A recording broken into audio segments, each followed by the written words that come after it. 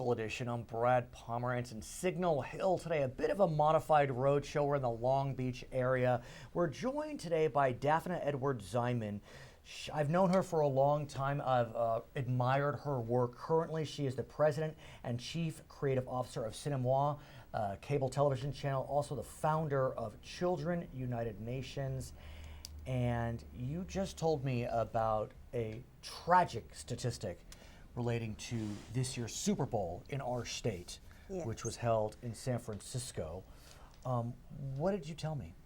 I told you that over 100,000 girls were shipped for the weekend for the Super Bowl, mostly foster children, foster girls, and mostly juveniles. And they were shipped for the purposes of what? Sex trafficking.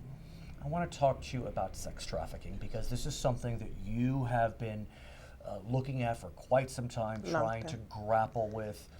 I was stunned when I learned that the victims of sex trafficking are not all or mostly international. They are domestic. They are our neighbors. They are American. Yes. And also a huge percentage is minorities. Right. And that's actually modern day slavery and the worst kind. And that's why it's so important to get these girls some help. I mean, currently we have maybe less than 100 beds for girls who've been saved in the entire country. Congresswoman Karen Bass is in the lead. Sure. Trying to help me with all of this, and we actually have several legislations. One of the things that I really would like to see happen in California particularly is to acknowledge these girls as victims and not criminals. And let's talk about that because there are DAs throughout the state that are still prosecuting these girls, often minors, as prostitutes, Right. as opposed to victims. In LA County, where we are today, the District Attorney Jackie Lacey has changed that policy, but it is still a policy that we need to look at.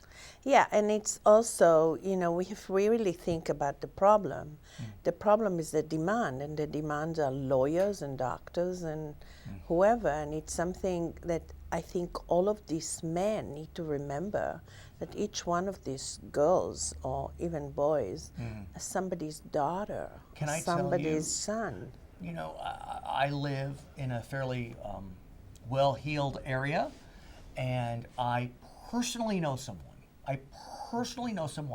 whose daughter wound up running away from home and wound up getting literally lured into the sex trafficking industry and was victimized for 3 months.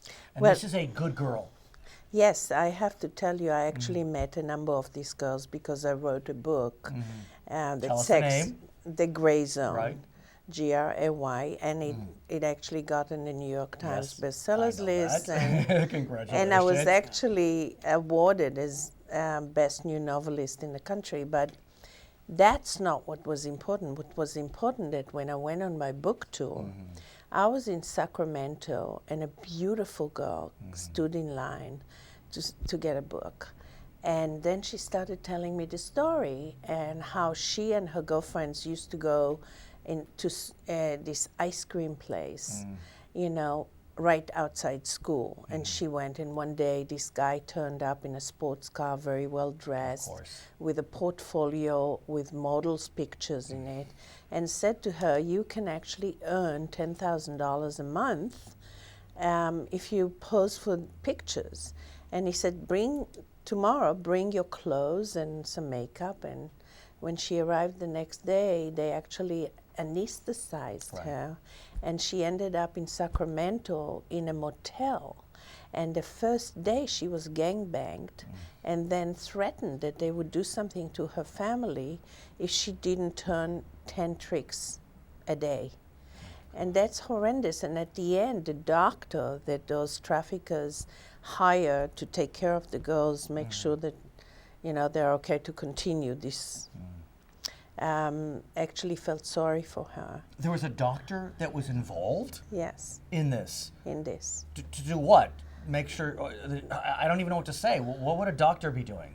I guess, they have it down to a system to make sure that they are okay enough to continue, Okay, enough. turning tricks. How did she get out?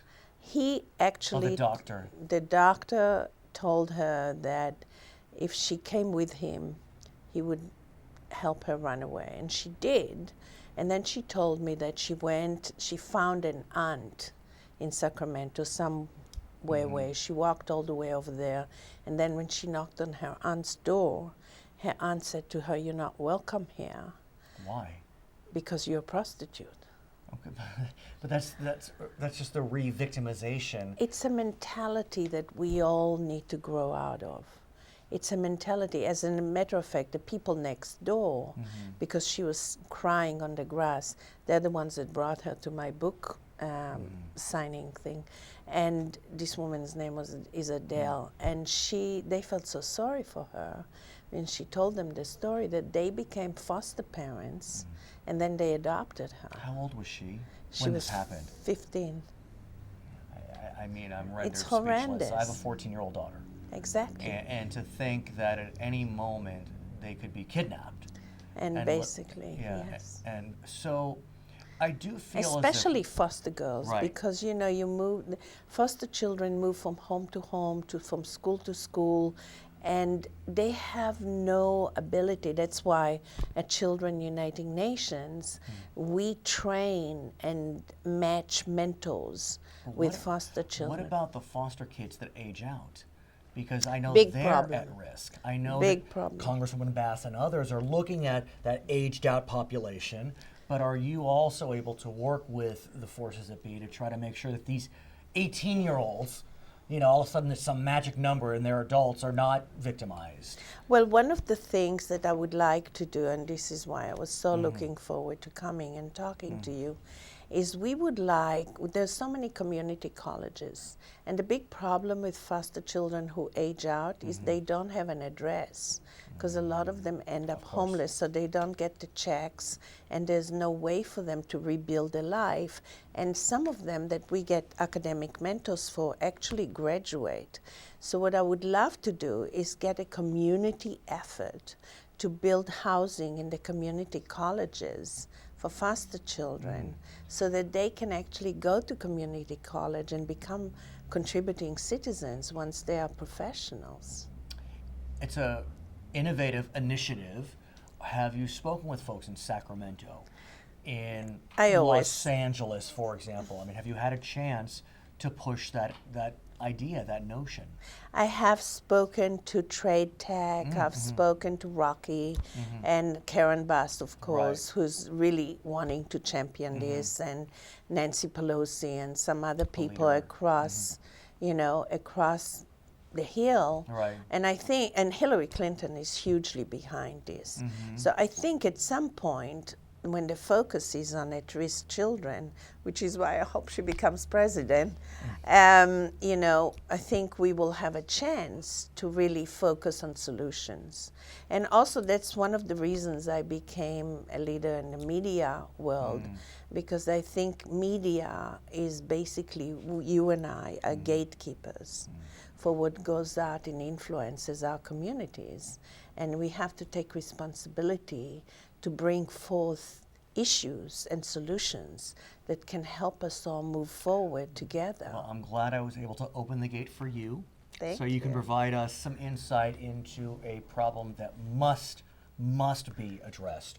Yeah. Her name is Daphna Edwards Ziman. She is the president, chief creative officer of Cinemoi, and founder of Children United Nations. My name is Brad Pomerance.